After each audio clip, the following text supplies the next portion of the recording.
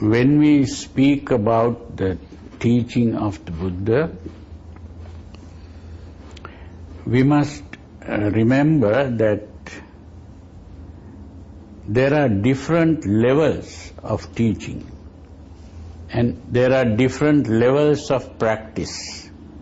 So this doesn't mean that everyone should be practicing at the same level.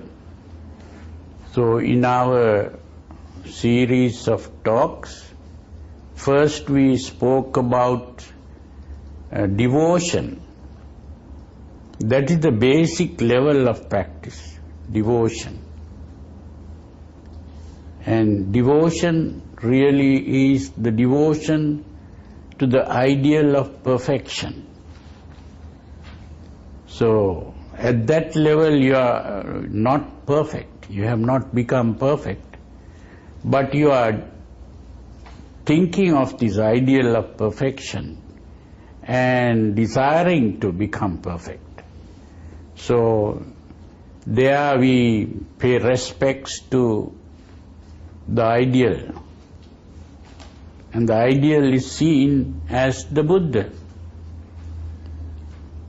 So the Buddha becomes this ideal and goal in life, but we have not reached that goal. So this is aspiring to that goal. So at the second level, we have the practice of good conduct, which is the first step in becoming good, is to practice good behavior. So we are trying to correct the behavioral part, where we don't come in conflict with other people and we do things which are considered to be good, just and fair and that sort of thing. Good relationships. And then we go to the next step, which is the purification of the mind. So purifying the mind, which leads to the true happiness. So this is a higher level, that is the third stage. So everyone is not able to practice at that level. So it is mainly those who renounce the world, the worldly life, the materialistic life, and those who become monks or nuns. These are the people who will be able to practice that in full. The ordinary householder or layman is not able to attain those 4 jhanas. To attain the 4 jhanas is a very high level of practice. So today, those who practice at that level are called mystics. So the mystics are at a higher level of practice. And even higher level than that is the level of the enlightened or awakened people, the awakening to the realities of life. Now that is the level that I am going to speak about today, or this talk. Now although we may be happy by purifying and calming the mind, our mind may be tranquil and happy, but we still have a problem. And that problem is we begin to grow old, we begin to fall sick and die.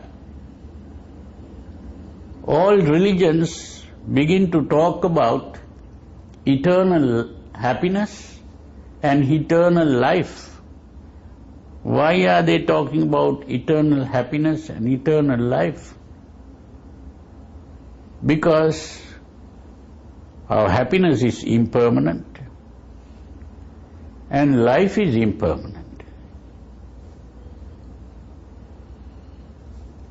So this is a problem that people try to solve through the practice of religion. And most religions, the solution is in the next life, after death. They believe that they can go to heaven where they'll have eternal happiness and eternal life. That is just a belief and a hope. It's based on hope and belief.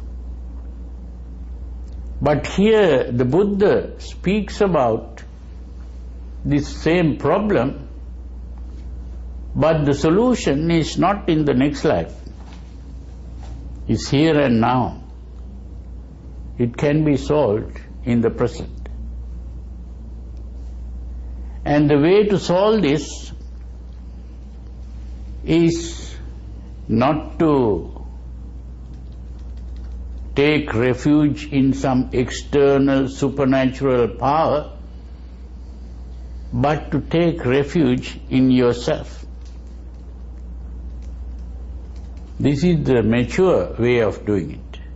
It is the child that goes out to seek help in others. But the mature person is a person who begins to help himself or herself. So that self-reliance is the main thing in maturity. So this is a way of practicing religion in this self-reliant way, which is the humanistic way. The humanistic way of practicing religion, instead of the theistic way where we begin to depend on an external God or the creator of the world or some supernatural being. Humanistic way is to make use